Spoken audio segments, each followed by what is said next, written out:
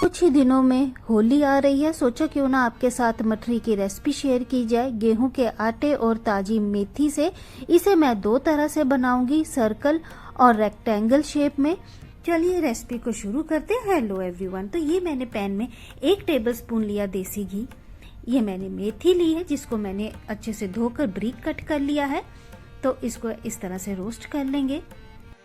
अब मैं ले लूंगी 1 बाउल में 1 कप गेहूं का आटा, 1/3 कप ले लूंगी सूजी, 1 टीस्पून ले लूंगी मैं अजवाइन, स्वाद अनुसार नमक डाल देंगे, 1 टीस्पून ले लूंगी मैं जीरा और 2 टीस्पून ले लूंगी मैं तिल। ये जरूर डालिएगा, इसका टेस्ट बहुत अच्छा आता है। तो इस तरह से डाल देंगे, इसको मिक्स कर लेंगे। अब मैं डाल दूंगी 1 टीस्पून चीनी। ये पिसी हुई चीनी है, शुगर पाउडर है। तो इसको इस तरह से ऐसे मिक्स कर लेंगे। 2 टेबलस्पून डाल दूंगी मैं रिफाइंड ऑयल। आप इसकी जगह देसी घी भी डाल सकते हैं। तो इसका एक मोइन बना लेंगे, मिक्स कर लेंगे। तो ये देखिए एकदम मुट्ठी बन रही है, इकट्ठा हो रहा है। तो ये हमारा जो है बनकर तैयार है। अब मैं इसमें डाल दूंगी ये मेथी जो भी हमने रोस्ट करी थी। इसको इस तरह से मिक्स कर लेंगे हाथों से। अब मैं कुछ मसाले ऐड करूंगी। ये मैंने 1/4 टीस्पून डाली हींग, 1 टीस्पून डाली लाल मिर्च पाउडर, ½ टीस्पून डाल दूंगी मैं हल्दी पाउडर का। इसको मिक्स कर लेंगे। थोड़ा थोड़ा पानी डालते हुए एक सॉफ्ट डो बना लेंगे, जैसे हम आम रोटी के लिए बनाते हैं। तो इस तरह से इसका आटा गूंद लेंगे। तो ये देखिए एक सॉफ्ट डो बनकर तैयार है। तो इसको मैं 10-15 मिनट के लिए रख दूंगी साइड पे। तो हम एक बैटर बनाएंगे। ये मैंने 2 टेबलस्पून लिया है मैदा और 2 टेबलस्पून डाल दूंगी मैं देसी घी और इसको मिक्स कर लेंगे। एक पेस्ट बना लेंगे इस तरह से। तो ये देखिए बनकर तैयार है। तो दूसरी तरफ जो आटा है इसको भी 10 मिनट हो गए। अब मैं इसको बीच में से इस तरह से 2 पार्ट कर लूंगी इसके। एक वाले को हम साइड पे रख देंगे और जो दूसरा वाला था उसके मैं 4 बॉल्स बना लूंगी। तो इसको अभी मैं साइड में रखूंगी। थोड़ा सा आटा ले लेंगे चकले पे।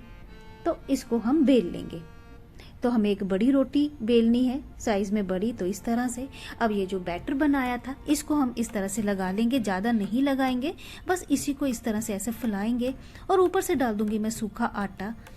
एक साइड से इस तरह से फोल्ड करते हुए इसके ऊपर वही बैटर लगाते हुए थोड़ा सूखा आटा लगा देंगे। दूसरी तरफ से भी इस तरह से पकड़ते हुए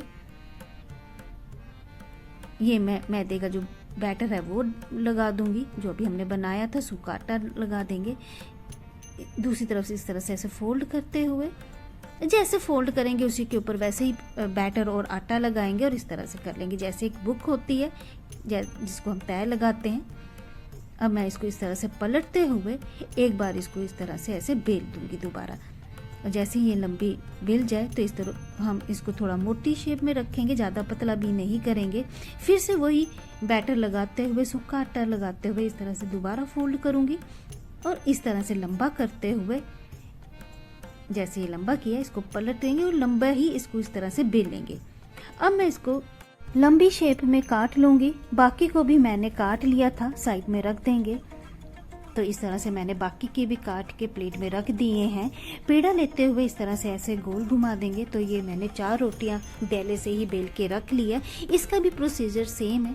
ऐसी बैटर लगाते हुए थोड़ा सा ऊपर से आटा डालते हुए दूसरी लेयर को भी इस तरह से ऐसे रख देंगे। फिर बैटर डालते हुए आटा डालते हुए, तो ये लास्ट लेयर है जो मैं इसके ऊपर ऐसे रख दूंगी और एक लंबी रोटी की तरह बेल लेंगे।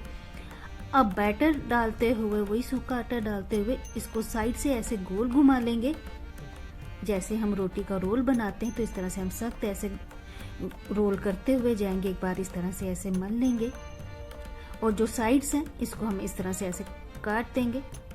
इसकी शेप अच्छी नहीं आती तो इसको हम रख देंगे। बाकी को मैं इस तरह से ऐसे कट कर दूंगी। तो ये देखिए,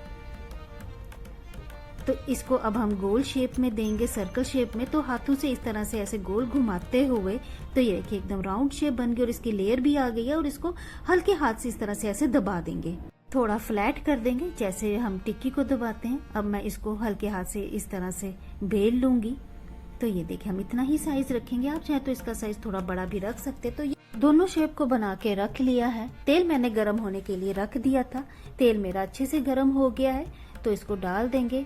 अब मैं बीच में गैस की जो फ्लेम है उसको मीडियम कर दूंगी। तेल हमें इतना गर्म रखना है जैसे हम पूरियां तलते वक्त रखते हैं, उतना ही हमें तेज गर्म रखना है। तो ये देखिए हल्का सा कलर आ गया है और इसकी लेयर भी अच्छे से आ गई है। अब मैं जो सर्कल में हमने बनाया था उसको डाल दूंगी। इस तरह से 2 डालेंगे, ये अपने आप ही ऊपर फूल कर आ जाएंगे, इसको ज़्यादा हम करछी से नहीं हिलाएंगे। तो ये देखिए इसमें भी कलर आ गया। तो ये सुनहरा कलर आते ही हम इसको निकाल देंगे। ये बहुत ही क्रिस्पी और खस्ता और बहुत ही टेस्टी बनती है। तो इस तरह से बाकी की भी मैंने सारे तल के रख लिए थे। अब मैं करूँगी सर्विंग प्लेट में। तो ये मैंने रख दिए हैं।